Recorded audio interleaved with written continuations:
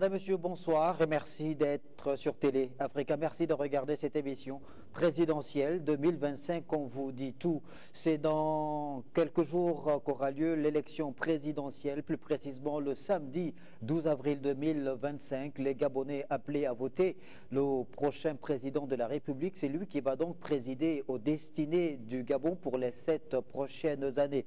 8 candidats engagés dans cette élection présidentielle. 8 candidats qui mettent à profit ces derniers jours pour davantage aller au contact des électeurs, au contact des populations à travers des meetings, des causeries, des campagnes de sensibilisation de porte-à-porte afin de mettre le marqueur sur les principales articulations de leur projet de société. Dans cette émission, j'ai le plaisir de recevoir sur le plateau un des porte-parole du candidat Brice Clotaire Oligui Nguema, Monsieur Junior Xavier Ndondon. Monsieur Junior Xavier Ndondon, bonjour. Bonjour.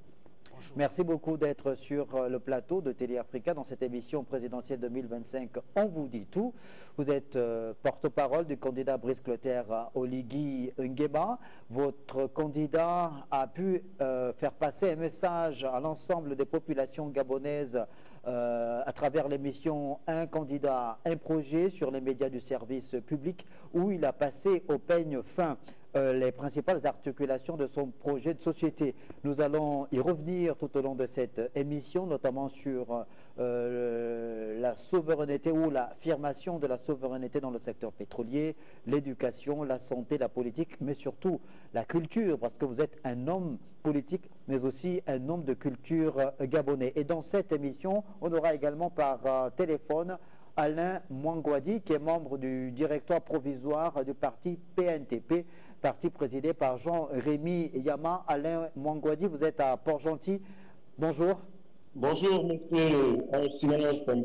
Merci beaucoup d'être dans cette émission. Merci. Vous allez donc intervenir en direct depuis Port-Gentil dans cette émission afin de pouvoir apporter votre regard sur ce projet de société de Brice Clotaire Oligui Nguema, donc soumis à l'appréciation du peuple gabonais. On vous retrouve dans quelques minutes. Alors, Junior Xavier Ndondon, Brice Clotaire Oligui Nguema a donc réaffirmé lors de son passage dans l'émission Un candidat, un projet, la détermination pour lui de faire en sorte que le Gabon recouvre sa dignité, notamment à travers la souveraineté dans le secteur pétrolier. Il a évoqué le cas du rachat des actifs des sociétés Assala et Tullow Oil, mais également SMP. Qu'est-ce que ça représente véritablement pour nous, pour le Gabon? C'est, si vous voulez, la matérialisation de ce qu'on appelle un État stratège. C'est-à-dire que quand on est à la tête d'un État comme le Gabon, qui est producteur de pétrole, et que l'on n'a pas la mainmise, ou du moins la souveraineté sur le pétrole, qui fait partie de la principale ressource qui fait vivre notre économie, c'est que vraiment on a un problème. C'est comme un père de famille qui a une maison, femme, enfant, et qui n'arrive pas à avoir accès à son propre salaire, donc à ses propres revenus. C'est un sérieux problème.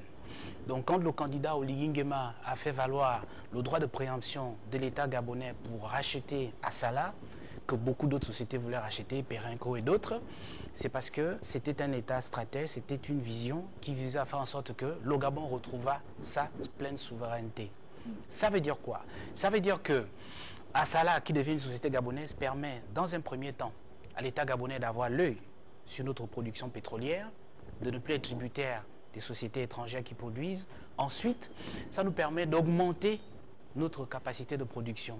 C'est-à-dire que quand vous prenez GOC, qui est une société d'État, avec Assala et Tullow, ça nous permet aujourd'hui de produire 82 000 barils de pétrole par jour. 82 000 barils de pétrole par jour, ça permet à l'État gabonais de faire beaucoup de gains, d'avoir des revenus qui pourront maintenant lui permettre d'investir dans le social. Alors, le rachat de SMP est tout aussi cohérent parce que SMP est une société de sous-traitance dans le domaine pétrolier qui va permettre à l'État gabonais d'avoir la souveraineté de la production de son pétrole à travers le véhicule qui est Assala, GOC et Tullow, mais aussi d'avoir un opérateur qui va lui permettre de réduire les coûts en matière de sous-traitance pétrolière. Parce que vous savez que c'est très facile pour deux opérateurs de s'entendre et de faire en sorte que les prix soient exorbitants. Et à la fin de la journée, c'est l'État gabonais qui n'a pas beaucoup de gains. Alors que quand l'État gabonais a l'œil sur à la fois la production, à la fois la sous-traitance, ça lui permet de faire des gains, d'avoir des marges, surtout créer l'emploi pour des Gabonais, favoriser le local content, parce que quand toutes ces sociétés reviennent sous le giron gabonais, ça va favoriser la naissance d'un nouvel écosystème de jeunes Gabonais entrepreneurs dans le domaine de la sous-traitance pétrolière. Parce que naturellement, et par patriotisme économique, et c'est le principe qui guide le candidat Oligui Nguema, les dirigeants de ces sociétés n'auront pas intérêt à favoriser les sociétés venues d'ailleurs, au lieu de favoriser les sociétés de droit gabonais dirigées par des Gabonais. J'insiste en rajoutant un détail, Tuloy comme GOC sont des sociétés de droit anonyme selon le code OADA. Ça veut dire que ces sociétés, bien qu'étant des sociétés anonymes, les dettes qu'elles contractent, parce que je sais que la question va arriver, pour être rachetées, n'engagent que ces sociétés, pas l'État gabonais qui en est propriétaire. C'est le principe du droit OADA. Donc, pour ma part, c'est un motif de satisfaction parce que je me dis, voilà un homme qui est visionnaire, qui sait où il veut aller. Parce que après tout, et je l'ai dit dans d'autres plateaux, quand vous avez un président américain comme Donald Trump qui réaffirme la souveraineté de son pays comme producteur de pétrole et demande aux Américains de relancer la production pétrolière, ça veut dire que tout le monde doit s'attendre à ce que dans un premier coup, il y aura des secousses, mais après, tous les pays producteurs de pétrole devront assumer leur pleine souveraineté. C'est tout le sens de ce que le candidat Oligui Nguema a fait en réaffirmant sa volonté d'acheter Assala, d'acheter Tuloy et de garantir la réduction de nos coûts avec SMP. Alors, est-ce que ça veut dire que le candidat Brice Clotaire Oligui Nguema estime qu'il faut évidemment avoir une parfaite maîtrise de toute la chaîne en ce qui concerne le secteur pétrolier, en termes d'exploration, de production et même de commercialisation de cette ressource-là sur le marché international afin de pouvoir augmenter les marges bénéficiaires, c'est ça? Oui, parce que ce qui se faisait au Gabon avant, c'était que les opérateurs venaient et ils prenaient des permis pétroliers. Ils allaient faire l'exploitation, l'exploration, ensuite l'exploitation, ensuite la production. Tout ceci se fait avec des coûts sur lesquels l'État gabonais n'a pas de prise. Donc, ils nous informent qu'en fait, l'exploration, l'exploitation, la production nous ont coûté, je dis quelque chose comme ça, 10 milliards de francs CFA. Et dans ces 10 milliards de francs CFA, c'est nous qui avons investi. L'État gabonais, vous n'avez rien à voir là-dedans. Ensuite, une fois que ce produit est commercialisé, ils viennent vous dire, bon écoutez, on a vendu par exemple 10 milliards encore. Bon, l'État gabonais, on va vous reverser... on va faire ce qu'on appelle les contrats de partage de production. On va vous reverser votre part qui est de 10 ou 15 ou 20 ou 30%.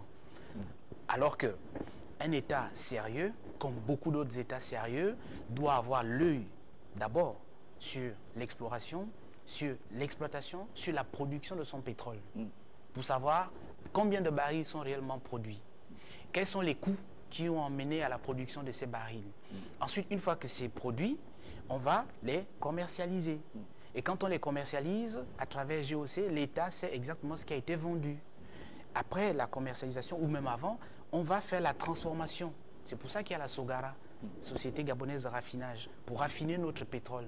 Parce que l'objectif aujourd'hui des États stratèges, c'est de faire en sorte que toutes nos matières premières ne quittent jamais le territoire gabonais avant d'avoir subi au moins une première transformation. Junior Xavier Ndondo, est-ce que ça veut dire que si on se lance effectivement sur cette voie-là, vous venez de parler de transformation du pétrole en produit fini par la Société gabonaise de raffinage, qu'il pourrait y avoir dans les prochaines années une baisse considérable du prix du carburant à la pompe?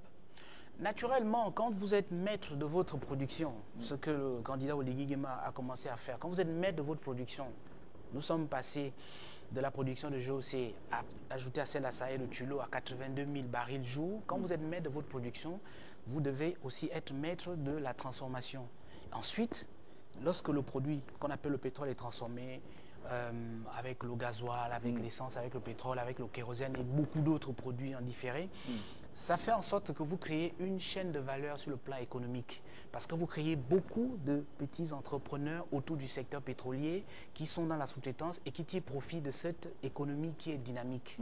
Et à partir de ce moment, non seulement vous créez beaucoup plus d'entreprises, donc beaucoup plus de richesses, l'État prélève beaucoup plus d'impôts, vous créez beaucoup plus d'emplois, il y a beaucoup de personnes qui ont des comptes en banque, qui rentrent dans le circuit économique, mais ça permet aussi à l'État d'avoir la même mise et le regard sur toute la chaîne de production du pétrole et de ne pas se faire raconter l'histoire du pétrole par d'autres. Et ça a un intérêt, c'est que c'est la souveraineté d'un État. C'est pour ça que dans le pilier 2 du projet du candidat Notre Essor vers la félicité, notamment sur économie et développement durable, il insiste sur le fait que d'abord nous devons retrouver notre souveraineté dans le secteur du pétrole, dans le secteur des mines, dans le secteur du bois. Deuxièmement, nous devons pouvoir transformer nos matières premières au Gabon pour créer plus d'emplois, plus de valeur et faire en sorte que notre économie soit mieux diversifiée. Évidemment, il y a le pilier 1, celui de l'accès à l'énergie, parce qu'il faut industrialiser notre pays. Donc, il faut régler la question énergétique. Donc, c'est tout un projet systémique qui n'est pas un projet incomplet. C'est un projet qui intègre beaucoup de pans. À la fois, on récupère notre souveraineté, le pilier 2. À la fois, on essaye d'améliorer les capacités opérationnelles de notre pays en matière de fourniture en électricité pour derrière industrialiser avec le barrage de Boué, avec le barrage du F2, avec le barrage de l'impératrice à Fougamou, à la fois faire en sorte qu'il y ait d'un autre point la formation des jeunes Gabonais pour pouvoir s'approprier tous ces métiers.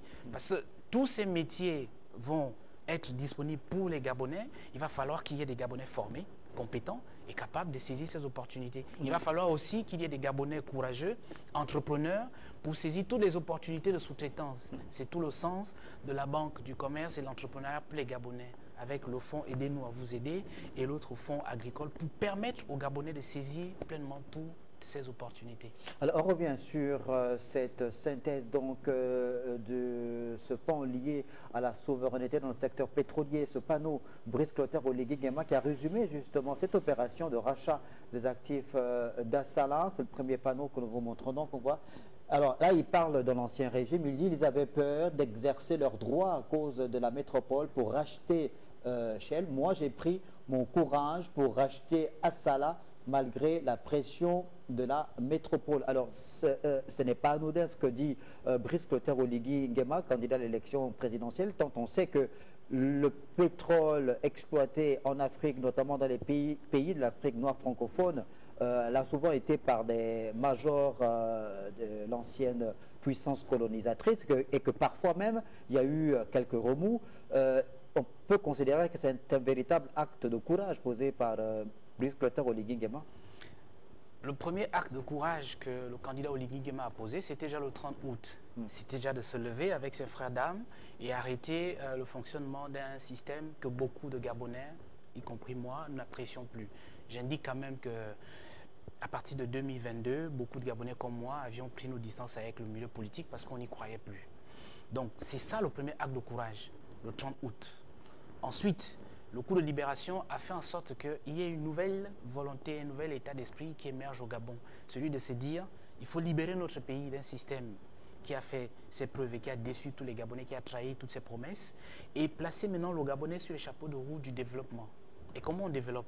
On développe en prenant d'abord la souveraineté sur ses propres ressources, le pétrole. Ensuite, une stratégie qui fasse en sorte qu'on en tire profit.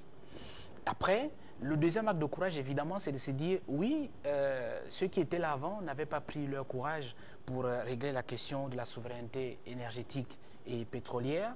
Le candidat Oligui Nguema l'a fait, oui, c'est vrai, c'est un acte de courage. Et contrairement à beaucoup qui ont raconté qu'il était le candidat de la métropole, parce que j'ai entendu ici quelqu'un sur votre antenne dire qu'il a reçu un ambassadeur le 30 août à 14 h et qu'il reçoit des fiches des chancelleries occidentales, la preuve, elle est devant vous. Quand eux, ils étaient aux affaires, ils n'ont jamais bravé les intérêts de la métropole. Le candidat Oligui Nguema n'a que les intérêts du Gabon à cœur. Et donc, quelles que soient les pressions, d'où qu'elles viennent, il a un cap, il tient le cap, et la preuve, elle est là. Il a racheté Assala, il a racheté Tuloy, il a racheté SMP, qui n'étaient pas des sociétés au départ gabonaises. Donc, c'est un homme courageux, et c'est justement ce courage qui fait en sorte que des hommes de culture, de tradition comme moi, nous nous engagions à le suivre. Parce qu'on avait besoin au Gabon aujourd'hui de courage, de clarté, de précision. Les Gabonais, dans une période comme celle de la campagne électorale, ce n'est pas une période de démagogie où on dit tout. C'est une période où on dit exactement ce qu'on peut faire. Parce que n'est pas président au Gabon qui veut, est président au Gabon qui peut. Qui peut, c'est celui qui est capable de prendre les décisions les plus difficiles.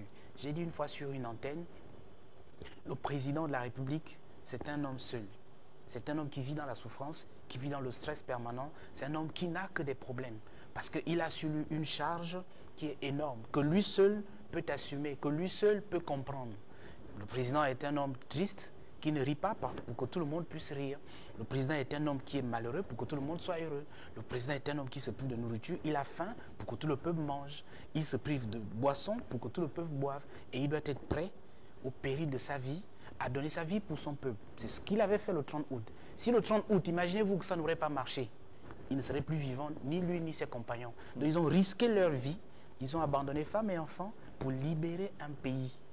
Parce que ce n'était pas quand même quelque chose de facile. Je rappelle pour l'histoire et la mémoire des Gabonais que le 18 février 1964, il y a eu un coup d'État au Gabon. Le président Léon Mba a été déposé, il a signé sa lettre de démission, il a lu une annonce à la radio où il quittait ses fonctions. 2 jours plus tard, l'armée française l'a rétabli au pouvoir. Et on sait ce qui s'est passé.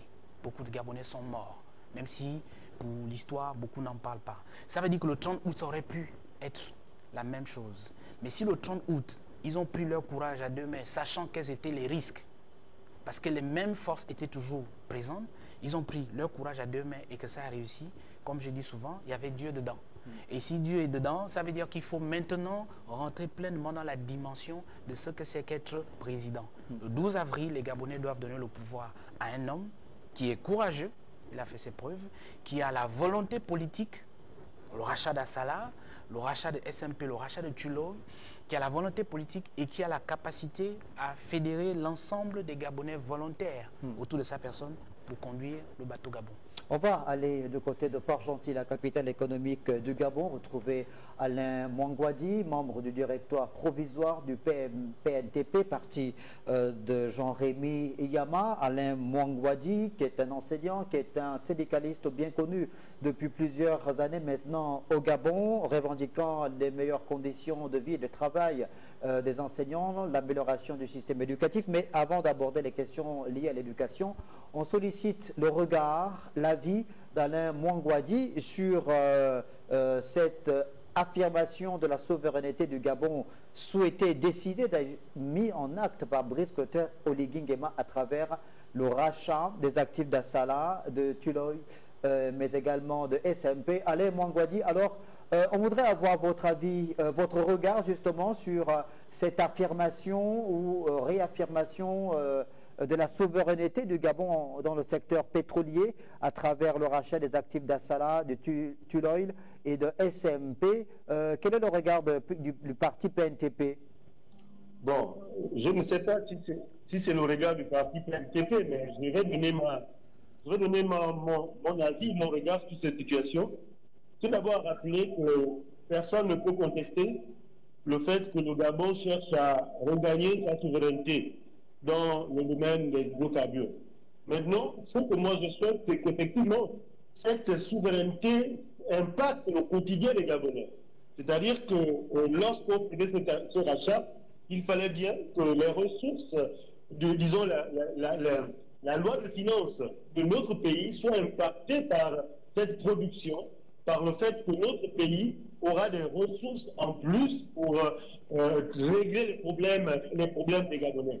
Parce qu'effectivement, avant le rachat d'Assala, il y avait déjà la dette du Gabon qui était là, il y avait les problèmes que les ordres publics avaient. Si cet achat impacte réellement le quotidien des Gabonais, par le fait que les ressources dans le budget vont augmenter, ce n'est pas une mauvaise chose et je pense que ça devrait être l'objectif. Ce qui est également gênant, c'est le fait qu'il y a une opacité dans ce processus.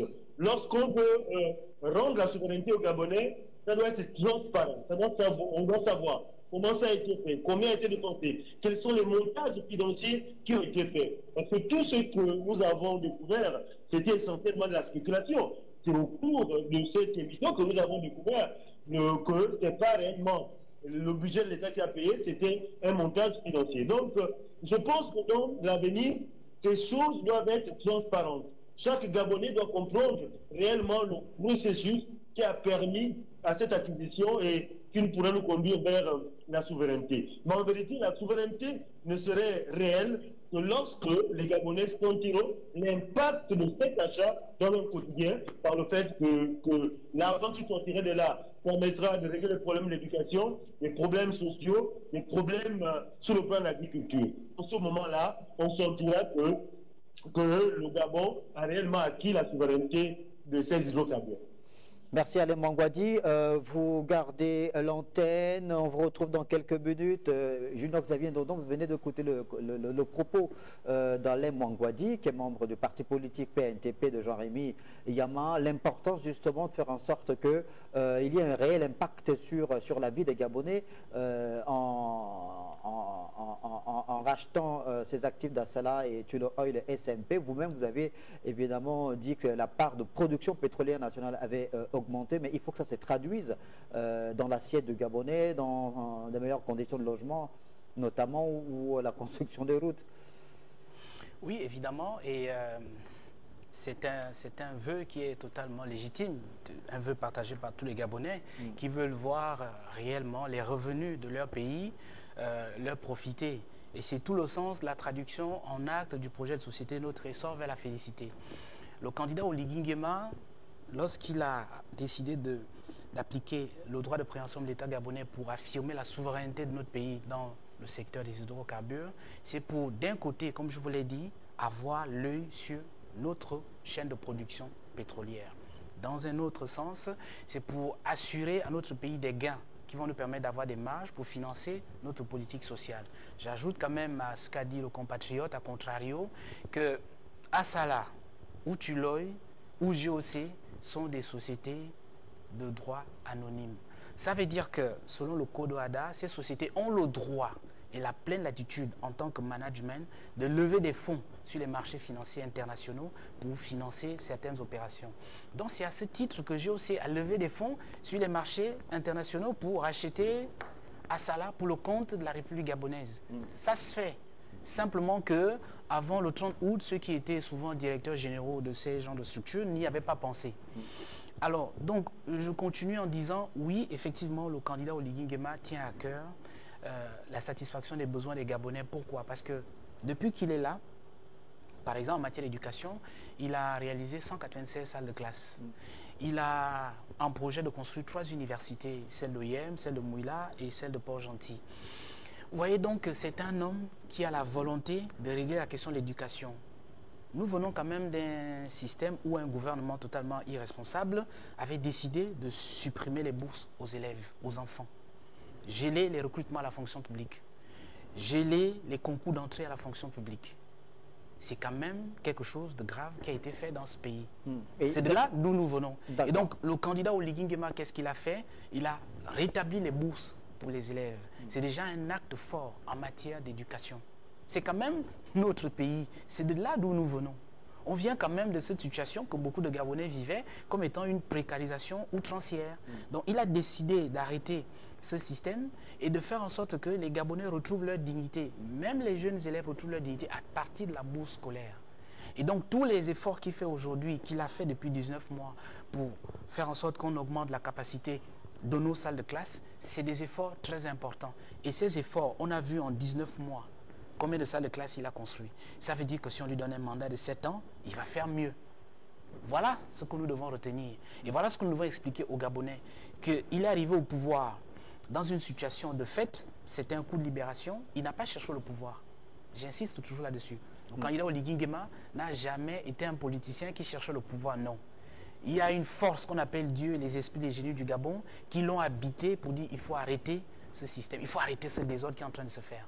Donc il a pris son courage en tant que militaire, il a arrêté le désordre d'un gouvernement qui avait décidé de précariser les Gabonais Vous imaginez que dans un pays, on arrête de développer l'initiative privée, l'État ne développe plus des partenariats publics-privés pour créer de la richesse, le même État ne recrute plus dans la fonction publique, le même État ne régularise pas les situations de retraite des fonctionnaires, des retraités, le même État ne paye pas les rappels de solde aux fonctionnaires. Il faut quand même qu'on se dise que c'était compliqué. Donc quand il a arrêté le 30 août ce système, c'était la volonté de Dieu, la volonté de nos ancêtres et des esprits et bienveillants du Gabon pour que ça s'arrête. Donc une fois qu'il a pris le pouvoir, maintenant il a commencé, ordre et méthode, comme j'ai dit, Dieu a créé le monde dans l'ordre et la méthode.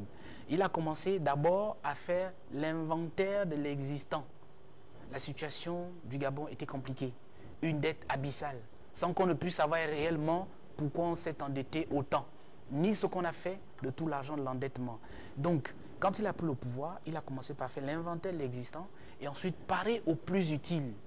Faire la transition ne signifie pas qu'on va laisser les Gabonais sur le côté, qui sont là depuis 4-5 ans, qui veulent travailler et qui n'ont pas la possibilité de travailler parce que des irresponsables étaient dans un gouvernement et qui avaient décidé simplement de finir avec la vie des Gabonais à travers des mesures iniques, à travers une élection mal organisée, à travers un processus biaisé, à travers un management de notre administration qui était vraiment approximatif. On va partir du côté de Port-Gentil. Alain Mangouadi, vous êtes enseignant, syndicaliste notamment. Dites-nous le regard que vous avez également sur ces projets de société de Brice Clotaire Oligui Nguema dans son segment lié à l'éducation nationale, le système éducatif gabonais. Depuis 19 mois, le comité pour la transition et la restauration des institutions a mené certaines réalisations, notamment en ce qui concerne la construction des salles de classe, le retour du paiement des allocations d'études, la bourse scolaire aux élèves du secondaire. Que pensez-vous justement de ce qui a déjà été fait en 19 mois et ce qui est proposé dans le projet de société de Brice Clotaire Oligui Nguema en ce qui concerne le secteur éducation? Bien, merci. Monsieur Flange, j'ai envie de faire corriger quelque chose, hein, parce que je constate que dans le bilan du président candidat, il revient sur la construction de 3000 salles de classe. Je tiens à rappeler que ces 3000 salles de classe, pour leur majorité, sont construites dans le cadre du projet PIS, qui est un projet dont le contrat a été signé depuis bientôt 10 ans, et la majorité de ces salles de classe étaient déjà construites avant le coup d'État. Donc le président n'a fait qu'inaugurer ces salles de classe. Donc dire qu'il a construit 3000 salles de classe, je pense que c'est de l'exagération. Oui, il a construit quelques salles de classe, dont le lycée celui de Glace, celui qui a été transformé en Britannique militaire, et celui du stade qui n'est pas encore inauguré. Donc, ceux qui font ce bilan essaient un peu de corriger les choses. Donc maintenant, en ce qui concerne le projet de société dans le secteur éducation, je ne souhaite pas que notre projet soit essentiellement orienté vers la construction.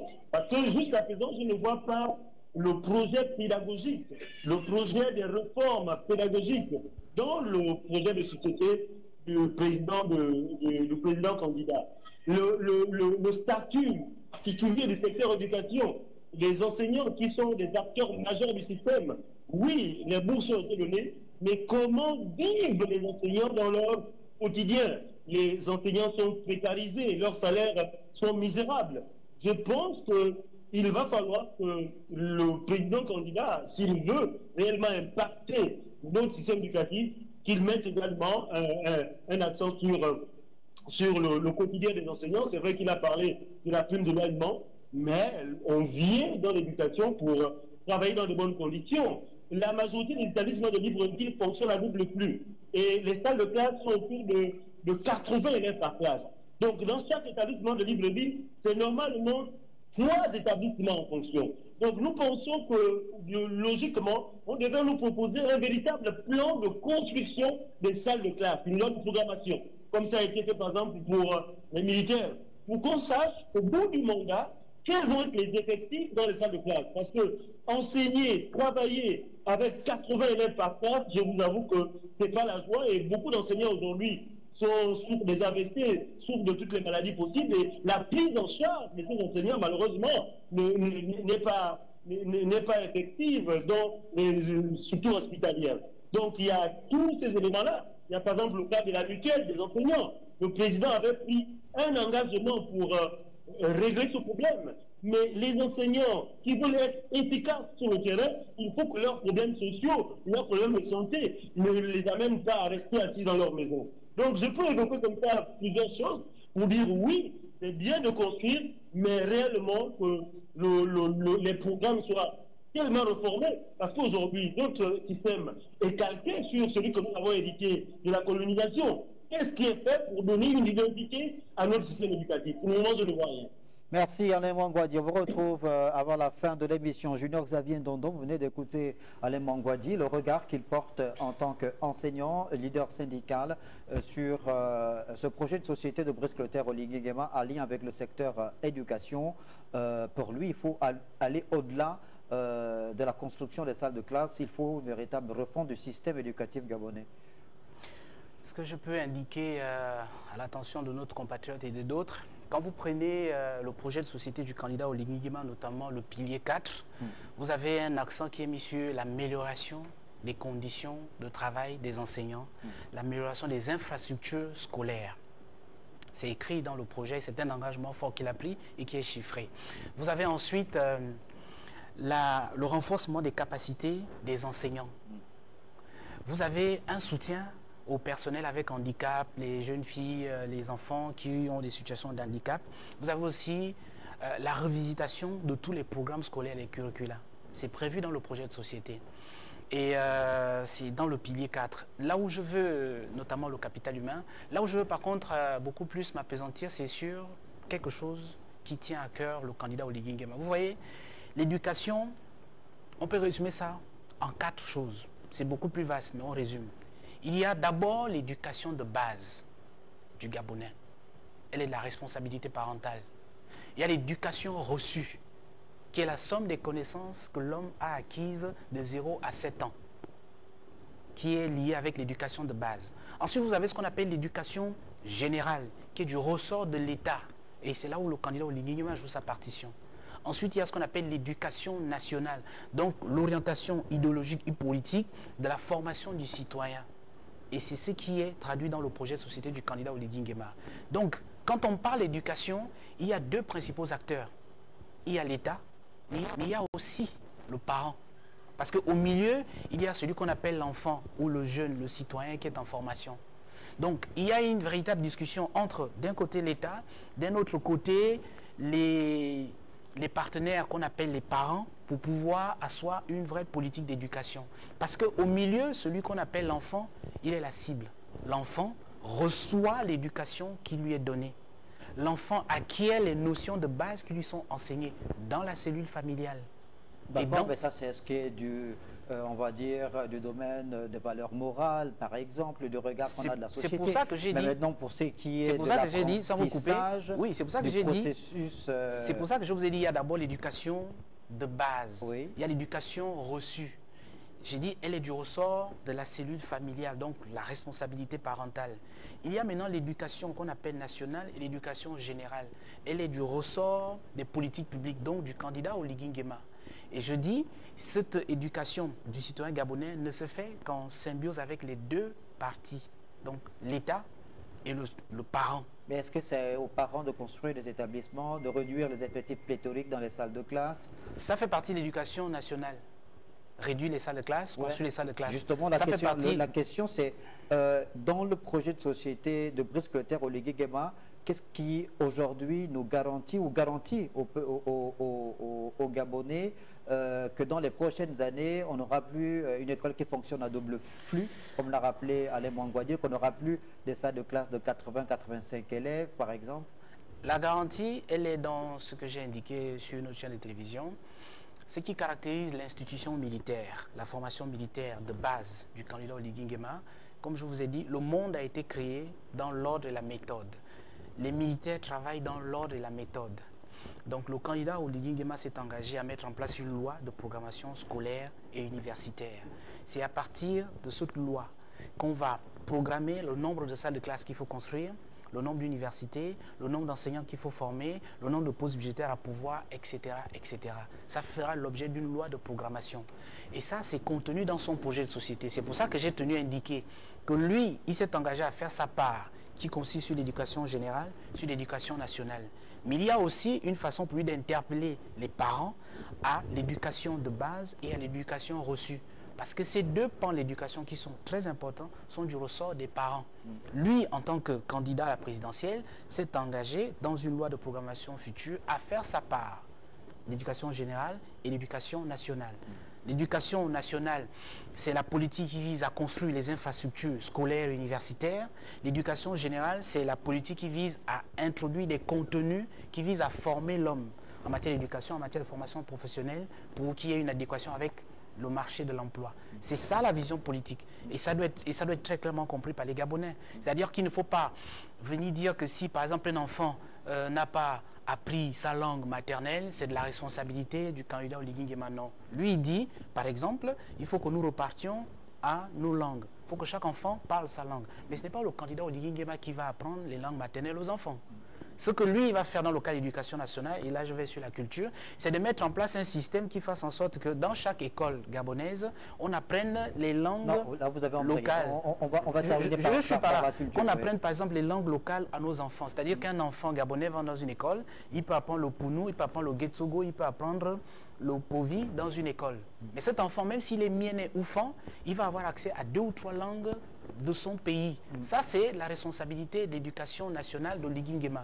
Mais si vous-même, parents, vous n'avez pas appris votre langue maternelle à votre enfant à la maison, ça, c'est de votre responsabilité. C'est ça que je conclue en disant, il y a l'éducation de base, il y a l'éducation reçue, il y a d'un autre côté l'éducation générale et nationale. Junior Xavier Ndondon, on va mettre l'accent cette fois-ci sur 2 autres aspects, éléments contenus dans le projet de société de Brice Clotaire à Oligui Nguema pour ce qui est de la politique, de la restauration des institutions, du fonctionnement des partis politiques, de la démocratie dans notre pays. On va terminer par la culture. Donc commençons par la politique, par la restauration des institutions.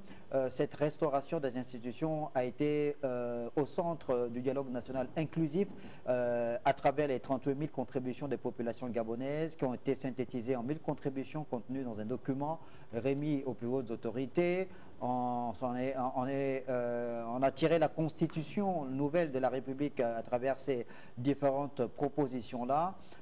Sur le plan du régime politique, désormais, le Gabon va passer à un régime présidentiel. Qu'en pense le porte-parole du candidat Brice Clotaire Oligui Nguema de la mise en place justement de cette nouvelle architecture institutionnelle, de ce nouveau régime politique? Nous pensons que le régime politique au Gabon est le résultat, le fruit de l'aspiration populaire des Gabonais. Les Gabonais se sont largement exprimés dans le dialogue inclusif, dans le dialogue national et à travers une forme de participation massive. Et le référendum a abouti sur une constitution qui va nous permettre de rentrer dans ce qu'on appelle la 5e République. Donc cette nouvelle constitution, cette République est le reflet de l'aspiration majoritaire, populaire des Gabonais et Gabonaises. Maintenant, elle va rentrer en vigueur après l'élection du 12 avril. Et si le candidat Oligui Nguema est élu, ce que je souhaite, et j'invite la majorité des Gabonais à faire comme moi, lui donner notre voix. S'il est élu, cette constitution va rentrer en vigueur et elle va maintenant s'appliquer. Cette constitution a la particularité d'être... Ça veut dire que s'il n'est pas élu, la constitution qui a été adoptée ne sera pas appliquée. Quel que soit celui qui sera élu, il sera tenu de l'appliquer. À charge pour lui d'engager un autre processus pour revoir cette constitution ou pas. Ce qui, à mon sens, serait une perte de temps et d'énergie pour notre pays. Parce qu'en réalité, les institutions ne valent que ce que valent les hommes qui les animent. Notre pays n'a pas un problème de constitution en tant que tel. Ce que le candidat Oligui Nguema a fait, c'était juste d'harmoniser les propositions des Gabonais. Ce n'est pas lui qui a décidé de la Constitution, c'est ce que les Gabonais ont voulu.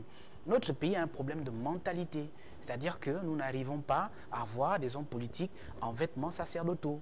On en a plus que des hommes politiques, ce que j'appelle en vêtements, en robe de chambre en fait. C'est-à-dire des hommes politiques qui n'assument pas réellement ce qu'ils sont, qui ne sont pas très sérieux ni dans leurs propositions, ni dans leur façon de faire un certain nombre de choses. Bref. cette constitution a pour particularité de nous faire entrer dans une nouvelle étape de notre pays.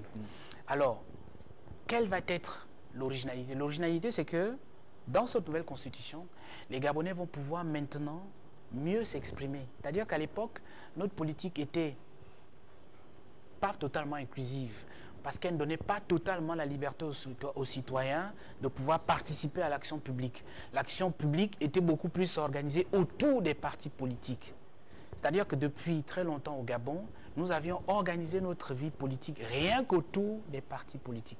Alors qu'aujourd'hui, il faut ouvrir le champ à une participation citoyenne de tous les Gabonais. Justement, dans cette configuration d'ouverture, il y a eu des débats âpres lors du dialogue national inclusif d'Angondji au mois d'avril dernier sur les partis politiques. Mais même quelques mois avant, ils sont officiellement 104 au Gabon.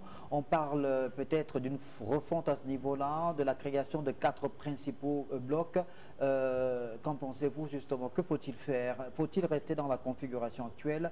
Faut-il créer des blocs de partis politiques? La force du Gabon est dans l'unité. La force du Gabon, elle est dans l'unité.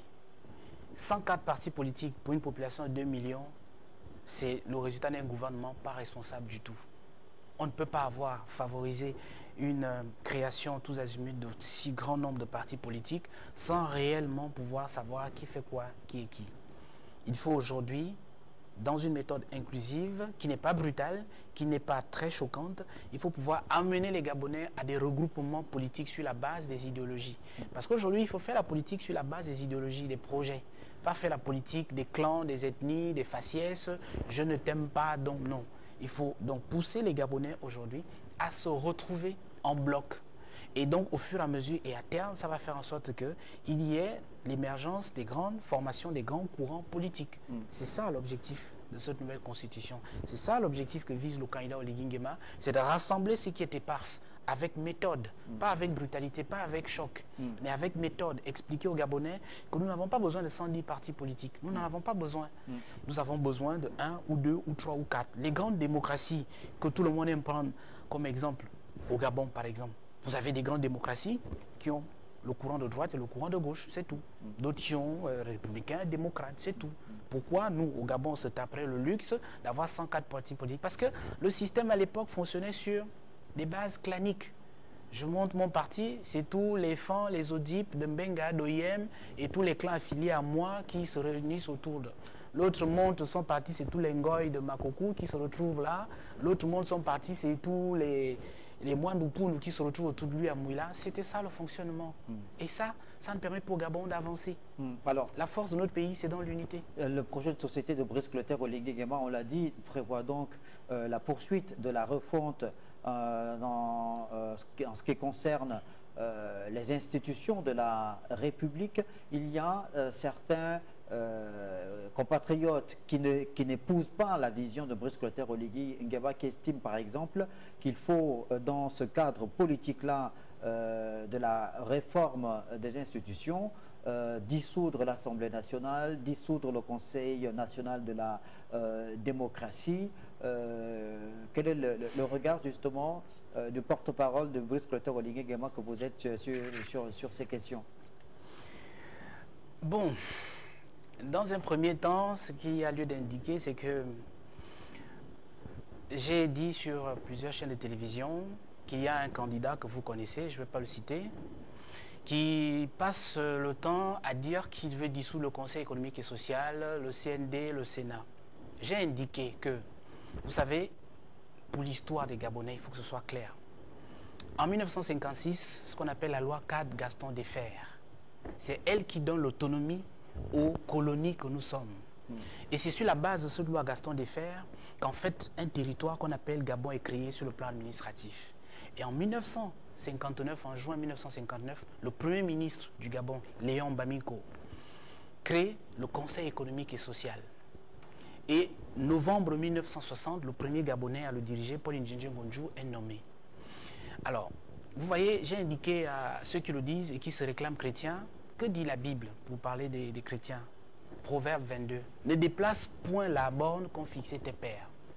Les pères de la nation ont fixé une borne en créant le Conseil économique et social.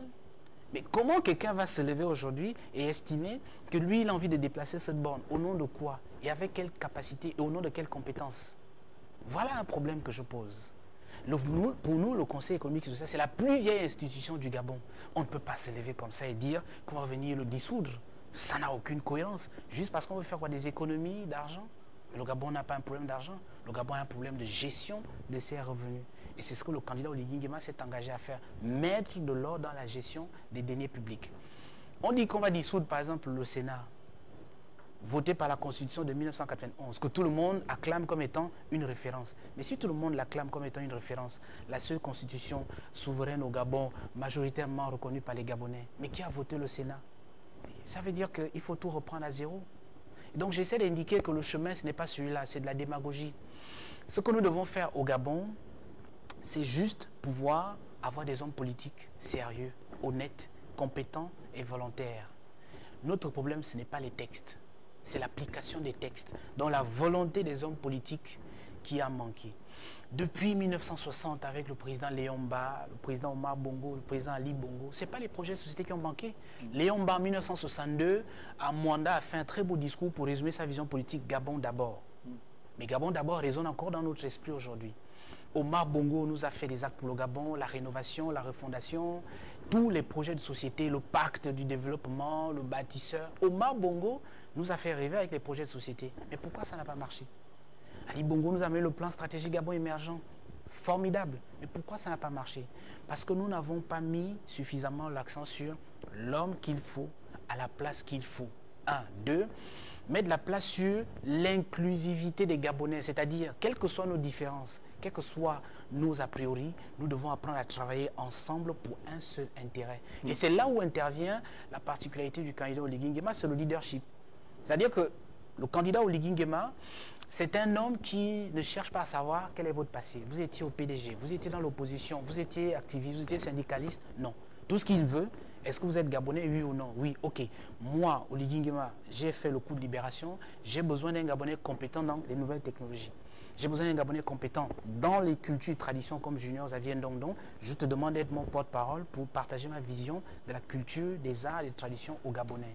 J'ai besoin d'un Gabonais compétent dans le domaine de la communication, des transports, du pétrole, etc., etc. Et il vous fixe le cap, il vous dit quelle est la vision et il a besoin de votre participation patriotique.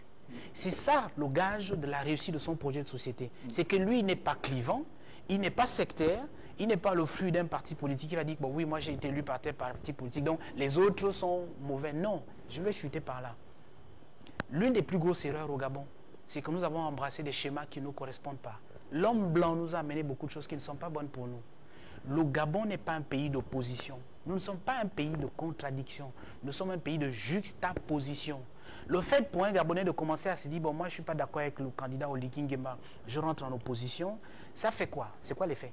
C'est que celui qui a le pouvoir va dire, bon, comme tu es mon opposant, je ne travaille pas avec toi, je t'exclus. Comme lui, il est mon adversaire politique, je ne travaille pas avec lui, je l'exclus. Mais ça prive beaucoup de Gabonais de la possibilité de donner le meilleur de leur potentiel pour l'intérêt de leur pays. Donc on peut revenir, ce système politique sur le plan politique, on peut revenir au parti unique alors? Non, nous n'avons pas besoin d'un parti unique. Je dis, nous ne sommes pas un peuple de contradiction, ni un peuple d'opposition. Nous sommes un peuple de juxtaposition. Dans notre société gabonaise, et c'est l'homme de tradition qui vous parle, notre société gabonaise bantou, pour nous, Fan, Akele, Miene, Povi, Tsogo, etc., il y a 3 principes qui gouvernent notre société. La justice, la vérité et la solidarité. Il n'y a pas d'opposition là-dedans. Ça veut dire que tout Gabonais qui a une bonne idée, une bonne proposition pour son pays est le bienvenu, à condition que cela s'exprime dans les règles. Et c'est ça que le candidat Oligui Nguema est en train de nous montrer. Réunir tous les Gabonais autour de lui, autour de sa candidature, autour de sa personne, pas l'individu pour s'inculquer de la personnalité, mais réunir autour d'une idée. Il faut que le Gabon se développe. Et le Gabon se développe avec la contribution de tous ses fils. On va partir du côté de Port-Gentil, retrouver Alain Mwangwadi avant d'aborder le dernier pan de l'émission consacrée à la culture, Junior Xavier Ndongdong. On voudrait avoir le regard d'Alain Mwangwadi justement sur cette réforme des institutions initiée par le Comité pour la transition et la restauration des institutions depuis le 30 août 2023. Ces propositions évidemment faites par le candidat Brice Clotaire Oligui Nguema dans son projet de société. Alain Mwangwadi, vous êtes aujourd'hui acteur politique, Vous êtes dans un parti, le PNTP, dirigé par Jean-Rémy Yama, qui est le président du PNTP. Alain Mangouadi, sur le plan politique, la réforme des institutions, l'adoption de la nouvelle constitution, la mise en place d'un nouveau régime politique dans notre pays, qu'en pensez-vous? Bien. Déjà, en ce qui concerne disons, la restauration des institutions, je crois que notre parti est un peu gêné de la manière dont la candidature du président Jean-Rémy Yama a été rejetée par la Cour constitutionnelle et par le fait que, la commission qui est dirigée par le ministre de l'Intérieur. Je pense que pour le moment, lorsqu'on menait campagne pour le référendum, il y en a qui nous disaient que la Constitution était bonne, mais que c'était plutôt les hommes qui incarnaient ces institutions qui ne jouaient pas franc jeu. La question que je me pose aujourd'hui, c'est de savoir si ce sont les institutions qui n'ont pas été totalement réformées ou ce sont ceux qui les incarnent qui ne jouent pas franc jeu. La question est là. Mais malheureusement, la difficulté que nous avons, c'est qu'il y a une sorte de reconnaissance par le fait que les gens ont été promus par le président de la transition. Donc disons, les Gabonais ont du mal à se détacher, à vouloir être juste dans les actions qu'ils posent sur le plan administratif. Il y a toujours une confusion de genre entre le fait qu'on est responsable de l'administration ou qu'on est, disons, partisan politique. Nous avons du mal à l'exercer cela. Pour moi, je crois que tant que les choses fonctionneront de cette manière, nos institutions auront du mal à être restaurées. Maintenant, nous allons voir comment va se faire la suite des élections législatives. Est-ce qu'on repartira dans le format actuel où tout le monde veut forcément être allié au président de la République? Tout cela sera bien visible après l'élection présidentielle, mais également au moment où les institutions se mettront en place. Pour moi, il y a encore des institutions qui méritent d'être revues, parce que quand nous avons vu le Parlement, on a l'impression que tout le monde est obligé de soutenir la position qui est soutenue par le président de la transition. Et c'est ce qui s'est passé avec le système Bongo PDG. Tout le monde se sentait obligé de soutenir la position soutenue par le gouvernement et par le président Ali Bongo déchu. Donc c'est toutes ces réalités qui sont là. Est-ce que nous allons réellement construire un pays où les institutions vont vraiment être restaurées et qu'ils vont jouir d'une certaine indépendance? Là, pour le moment, la question est là. Mais par le fait que la Constitution votée donne trop de pouvoir au président de la transition, au président de la République, je veux dire, il sera difficile d'aller vers des institutions totalement restaurées. Merci Alain Mangouadi, merci pour votre contribution dans cette émission. Vous nous appeliez depuis Port-Gentil, capitale économique du Gabon. Je rappelle que vous êtes membre du directoire provisoire du parti PNTP dirigé par Jean-Rémy Yama. Junior Xavier Donon, si vous avez un complément d'information en rapport avec ce point sur la politique, sinon on embraye directement sur la culture puisque le temps qui nous est imparti touche à sa fin. On a envie d'avoir un mot sur ce que propose le candidat Brice Clotaire Oligui Nguema aux hommes de culture dans notre pays, parce qu'on a l'impression qu'au Gabon, la culture et le sport en général, ça reste un peu la cinquième roue du carrosse. Par ma présence comme porte-parole du candidat Oligui Nguema, vous comprenez déjà le message qui est envoyé aux hommes de culture, aux hommes de tradition. Oui, effectivement, dans notre pays, la culture a été trop reléguée au dernier rang. Il est important aujourd'hui de comprendre ce que c'est que la culture. La culture, c'est un vaste domaine. Vous voyez, un pays qui n'a pas d'assises culturelles sur sa propre culture, ce pays ne peut pas décoller. Pour que le Gabon décolle, il faut que le Gabon soit assis sur sa culture, sur sa tradition. C'est l'âme du Gabon. Pour que notre pays ait une âme, il faut qu'il soit assis sur sa tradition, donc ressortir l'identité gabonaise. Or, c'est quoi le Gabon? Le Gabon, c'est un pays de tradition, c'est un pays du Mbanja, c'est un pays des corps de garde, c'est un pays de concertation et de conciliation. C'est pour ça que j'ai indiqué dans mon propos précédent que nous ne sommes pas un pays de contradiction ni d'opposition. Par essence, la constitution des Pounou, des Tsogo, des Vili, des Miene, des Fan, des Akele, des Kota, des Teke, des Obamba, par essence, nous sommes constitués comme étant des hommes de concertation, de conciliation. Donc quand on nous amène un schéma politique basé sur la contradiction, oui, non, droite, gauche, opposition, majorité, on a faussé le jeu. C'est pour ça que notre pays ne décolle pas. Le projet de candidat Brice Clotaire Oligui Nguema dans le domaine de la culture? Dans le pilier 6, gouvernance et institutions, le candidat Oligui Nguema prévoit de restaurer notre identité nationale. Et comment on la restaure? On la restaure en faisant d'abord un état des lieux de l'existant. Qu'est-ce qui existe aujourd'hui en termes de rites traditionnels? Qu'est-ce qui existe en matière de danse traditionnelle? Qu'est-ce qui existe en termes de us et coutumes? Qu'est-ce qui existe aujourd'hui en matière de droit coutumier? Qu'est-ce qui existe aujourd'hui en matière de techniques de chasse, des techniques de pêche, la sculpture, les arts plastiques, la couture, la cuisine? Qu'est-ce qui existe aujourd'hui en matière d'organisation traditionnelle? Voilà le premier inventaire qu'il faut faire, c'est un état des lieux. Cet état des lieux va nous permettre de faire en sorte qu'on ait un diagnostic clair de la situation de notre pays. Quelles sont les langues qui sont encore parlées aujourd'hui au Gabon? Combien de locuteurs existe-t-il? Qu'est-ce que nous avons encore aujourd'hui comme patrimoine immatériel et matériel? Et comment on fait pour l'organiser? Une fois que ce constat, cet état des lieux sera fait, maintenant on pourra engager une stratégie de restauration de notre identité. Et je suis là par exemple pour vous partager les inquiétudes du candidat Oligui Nguema. Vous voyez, le Gabon, on parle d'Iboga. L'Iboga, c'est le patrimoine du Gabon. Mais dans la loi des finances de notre pays, il n'y a aucune rubrique où l'Iboga rapporte même plus d'argent que le pétrole, par exemple. L'Iboga rapporte des centaines de milliards pour d'autres pays qui créent des laboratoires, qui soignent des maladies rares, mais au Gabon, nous n'en parlons pas. Ce n'est pas normal. L'Iboga a été donné au peuple gabonais, c'est la base de notre identité. Quand je parle d'Iboga, je parle de toute notre biodiversité. Il n'y a pas que l'Iboga en termes de plantes. Quand je parle d'Iboga, vous comprenez qu'il y a l'Issemou chez les Mienais, il y a la Lane chez les Fans. C'est tout cela qu'on regroupe en matière d'Iboga. Il nous faut aujourd'hui une vraie politique de restauration de nos valeurs. Et nos valeurs, ce sont nos valeurs coutumières, claniques, traditionnelles, ésotériques, spirituelles. C'est ce qui fait l'identité du Gabon. Quand vous voyez le candidat Oligui Nguema mettre un accent sur la culture, mais c'est simple. Quand vous sortez du Gabon, vous voyez un Chinois, vous le reconnaissez par son accoutrement. Quand vous voyez un Indien, vous le reconnaissez par son accoutrement. Vous voyez un Arabe, vous le reconnaissez. Vous voyez un Malien, un Sénégalais, vous le reconnaissez par le bazin. Vous allez au Sénégal, vous trouvez deux Sénégalais. Ils ne parlent qu'en Wolof. Mais au Sénégal, il y a des Sérères, il y a des Diola, il y a des Malinké, etc., etc. Mais pourquoi ils ne parlent qu'au Wolof? Parce que quelqu'un a pris la décision, en 1960, d'instaurer le Wolof comme étant langue nationale.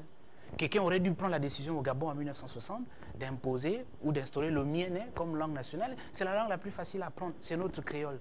Mais cette décision n'a pas été prise. Et aujourd'hui, après 65-70 ans, le candidat Oligui Nguema est obligé maintenant de régler les problèmes anciens et vieux. Si le tribalisme a prospéré au Gabon, le régionalisme, le clanisme, c'est parce qu'il n'y a rien qui a pu réunir les Gabonais autour d'une idée. Il n'y a pas une langue qui a pu nous réunir. Et pourtant, le père de l'indépendance gabonais, Léon Mba, il parlait couramment le Mienais, le Fan, le Pounou, le Tsogo. Ça, c'est ce que je peux témoigner. Mais qu'est-ce qui fait aujourd'hui l'unité des Gabonais? Rien. Et c'est ça la culture, c'est ça la tradition, c'est ça les arts. Comment on fait pour repartir au Gabon de ce que nous sommes, au Gabon de notre source? Il faut débarrasser évidemment tous les a priori, tout ce qui a été dit. Il faut pouvoir débarrasser notre pays de ça et tirer le meilleur parti de notre patrimoine culturel. Nous avons une flore riche. Tout le monde parle aujourd'hui de l'Iboga qui soigne. Mais il y a mieux que l'Iboga dans notre forêt. Il y a des médecines traditionnelles dans notre pays qui peuvent faire en sorte que le Gabon devienne un hub en matière de soins dans le monde. Il y a une pharmacopée traditionnelle qui fait en sorte que nous pouvons, à partir de nos médicaments traditionnels, soigner des maladies que personne au monde ne soigne. Ça veut dire que dans les prochains mois, il y a une véritable politique qui sera mise en relief par le prochain président de la République. Pour vous, vous souhaitez que ce soit Brice Clotaire Oligui Nguema pour que cette vision-là soit implémentée, c'est ça? Je souhaite que ce soit Brice Oligui Nguema parce que c'est lui qui est le seul qui a appelé un acteur traditionnel, l'a désigné comme porte-parole pour partager sa vision à lui de la restauration de notre identité. Junior Xavier Ndondon, l'élection du président de la République aura lieu dans 48 heures, le 12 avril prochain. Quelle est votre conclusion à cette émission? Mes chers compatriotes, l'élection présidentielle, c'est le pouvoir qu'on donne à un homme de décider pour 2 millions de personnes pendant 7 ans. C'est un choix qui n'est pas des moindres. C'est un choix important, c'est un choix difficile, mais c'est surtout un choix stratégique. À la face de Dieu, devant nos ancêtres et de l'histoire et des hommes, nous devons donner le pouvoir le 12 avril au meilleur d'entre nous au Gabon, qui est susceptible et capable de protéger nos intérêts communs. Il nous faut un président qui protège tous les Gabonais, quelle que soit leur situation. Il faut un président qui accepte de ne pas dormir pour que les Gabonais dorment bien. Il nous faut donner le pouvoir à un président qui est prêt à se sacrifier pour que nous vivions bien. Il nous faut donner le pouvoir à un président qui est patriote, qui aime son pays au-dessus de tout et qui, pour l'amour de son pays et de son peuple, est prêt à faire le sacrifice ultime. Le candidat Oligui Nguema que je soutiens et que je vous propose, le 30 août, a laissé sa femme et ses enfants. Il a laissé ses intérêts et il a risqué sa vie pour libérer notre pays. Il savait qu'il pouvait mourir, il savait qu'il pouvait être tué, il savait que si ça se passait mal, sa vie était finie. Mais il a pris sur lui de dire, au nom de mon pays et du vert jaune bleu, le drapeau de mon pays, je vais poser un acte patriotique pour libérer mon pays, pour faire en sorte que une nouvelle aurore se lève sur notre pays, un nouvel espoir vienne, un nouvel âge d'or commence dans notre pays, pour que tous les Gabonais puissent enfin connaître ce qu'on appelle l'essor vers la félicité. Donc cet homme, c'est le candidat Oligui Nguema, qui n'a pas demandé le pouvoir. Le pouvoir lui a été donné pour mettre de l'ordre au Gabon. Et parce que c'est un militaire, le message derrière l'habit militaire, c'est que Dieu, nos esprits et nos ancêtres veulent que les Gabonais soient désormais tournés dans une mentalité vers l'ordre, la discipline, la rigueur. Et c'est cet homme que je vous invite à voter le 12 avril pour un Gabonais meilleur, pour un Gabon meilleur, afin que demain soit meilleur qu'aujourd'hui et hier. Merci Junior Xavier Ndondon d'être passé sur le plateau de cette émission présidentielle 2025. Je rappelle que vous êtes donc porte-parole du candidat Brice Clotaire Oligui Nguema. Merci de nous avoir regardé. Bonne suite des programmes sur Télé Africa.